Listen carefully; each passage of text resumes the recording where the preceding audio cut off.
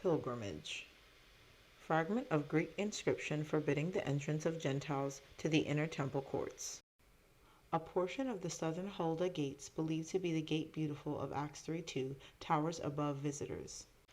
Now about the middle of the feast Jesus went up into the temple and taught, and the Jews marveled, saying, How does this man know letters, having never studied? John 7:14-15. Whoever has not seen Herod's building has never seen a beautiful building in his life. Of what was it constructed? Of marble stones in variegated colors, blue, red, and green? Herod wanted to overlay the stones with gold, but the sages told him, Leave it be. This way it is more beautiful, for the stones have the appearance of the ocean's waves. Babylonian Talmud, Baba Batra 4a.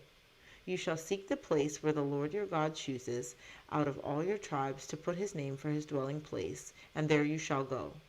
There you shall take your burnt offerings, your sacrifices, your tithes, the heave offerings in your hand, your vowed offerings, your freewill offerings, and the firstborn of your herds and flocks, and you shall rejoice in all to which you have put your hand, you and your households, in which the Lord your God has blessed you. Deuteronomy 12:5-7.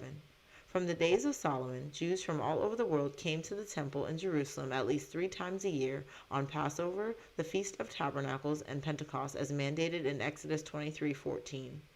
At holiday time, the city of Jerusalem would burst at the seams with tens of thousands of pilgrims. Many would spend their nights in Bethphage, Bethany, or other nearby villages. Others would seek shelter in private homes. Pilgrims also stayed in tent cities which went up in the valleys surrounding Jerusalem. Most pilgrims arrived in the city with beasts of burden carrying all the food needed by the family during their stay, as well as animals intended for sacrifice.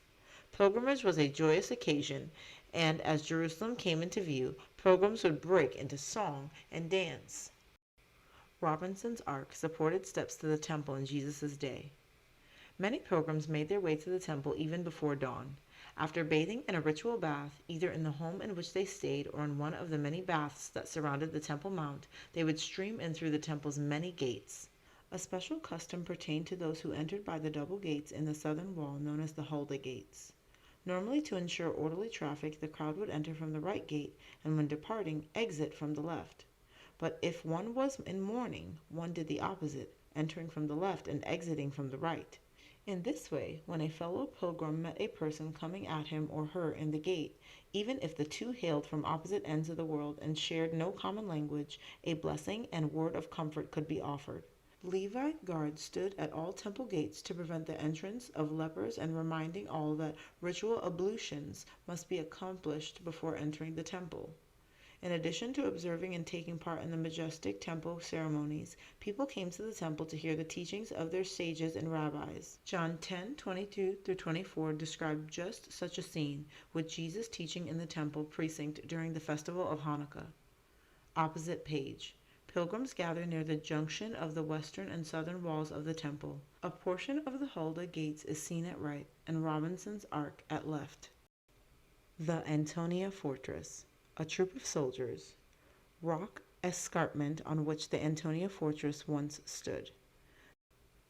Then the soldiers of the governor took Jesus into the praetorium and gathered the whole garrison around him. Matthew 27:27. Herod built the Antonia Fortress, named for his patron Mark Antony, shortly after he captured Jerusalem in 37 BCE, on the site where the Baris, the Hasmonean stronghold, once stood. The Antonia was located in one of the most strategic spots in the city. Atop a 150-foot high rock escarpment, it was designed to protect the northern section of the city, which lacked natural defenses. The Antonia also commanded a sweeping view of the temple courts in order to allow Herod's soldiers to spot and stop a brewing insurrection. It was precisely this situation that the Roman garrison, probably consisting of a cohort, 480 men, faced when Paul was seized by the crowd. When the incident was reported to the Roman commander, he immediately took soldiers and centurions and ran down to them. And when they saw the commander and the soldiers, they stopped beating Paul. Then the commander came near and took him and commanded him to be bound with 2 chains, and he asked who he was and what he had done. And some among the multitude cried one thing and some another. So when he could not ascertain the truth because of the tumult, he commanded him to be taken into the barracks. When he reached the stairs, he had to be carried by the soldier because of the violence of the mob. Paul said, I am a Jew from Tarsus of Cilicia, a citizen of no mean city, and I implore you, permit me to speak to the people. So when he had given him permission, Paul stood on the stairs and motioned with his hand to the people.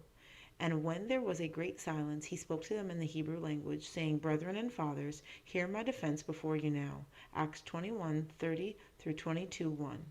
The Antonia, whose interior measured 360 by 135 feet, was no Spartan military barracks. In addition to its military components, it contained luxury apartments and baths. Reported Josephus, by its magnificence it seemed a palace. Wars of the Jews 558. The Struthian Pool, dug into the moat of the Antonia fortress by Herod. A centurion. The centurion. Commander of the century. The centurion was the backbone of the Roman army's lower echelon of command. To his soldiers, he was a cross between a company commander and a sergeant major. Centurions were sometimes appointed as district officers and had various responsibilities towards the local population. The centurion was often an educated man from a wealthy family, which would enable him to make the contributions to his superiors necessary to help him climb the ladder of success. Two centurions are mentioned in the New Testament. Cornelius, stationed in Caesarea, was the first pagan to become Christian. The centurion in Capernaum, whose servant Jesus healed, was probably on hand to guard the Roman tax monies moving through the town. He used his wealth, according to Luke 7:5, to build the town synagogue. Opposite, the Antonia fortress. At far right is Paul, preaching to the crowd from the steps as mentioned in Acts 21:4.